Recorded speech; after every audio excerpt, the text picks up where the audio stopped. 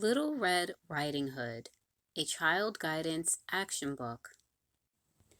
Once upon a time, there lived a little girl whose grandmother made her a beautiful, bright red cape with a hood. She wore it so often that everyone called her Red Riding Hood. One morning, Red Riding Hood's mother said, "Grandma is sick, dear. I have packed a basket full of custard and cookies for you to take to her. But be careful. Don't stop along the way until you get to Grandmother's house on the far side of the forest." Red Riding Hood skipped through the woods. She stopped only to pick some wildflowers, but before very long she met a wolf. Red Riding Hood had never seen a wolf before, and she was pleased to have some company. "Where are you going?" the wolf asked sweetly, sniffing at her basket. "I am bringing custard and cookies to my grandmother who is sick," Red Riding Hood said.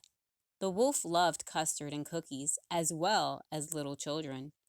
He decided he would like all three for dinner. "Where does your grandma live, my sweet?" the wolf asked. As soon as Red Riding Hood told him, he bounded off into the woods.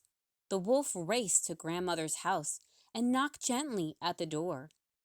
"Lift the latch, my dear, and come in," the grandmother said weakly, thinking it was Red Riding Hood.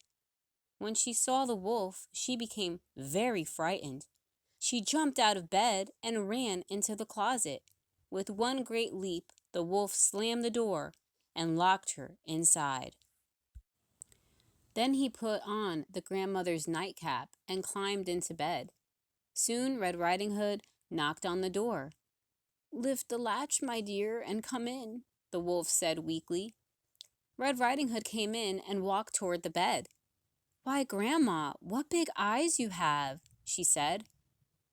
"The better to see you with, my dear," the wolf said softly. "And what big ears, Grandma?" "The better to hear you with, my dear," the wolf said more loudly. "And what big teeth, Grandma?" Then the wolf leaped from the bed, shouting, "The better to eat you with, my dear." Red Riding Hood screamed with all her might. A woodsman who was chopping trees nearby heard her. He came running, ready to swing his enormous axe at the wolf. The wolf ran out the back door and into the forest.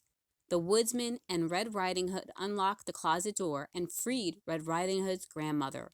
Then Red Riding Hood unpacked the basket while her grandmother made a pot of steaming hot tea. They all had a wonderful party. The end.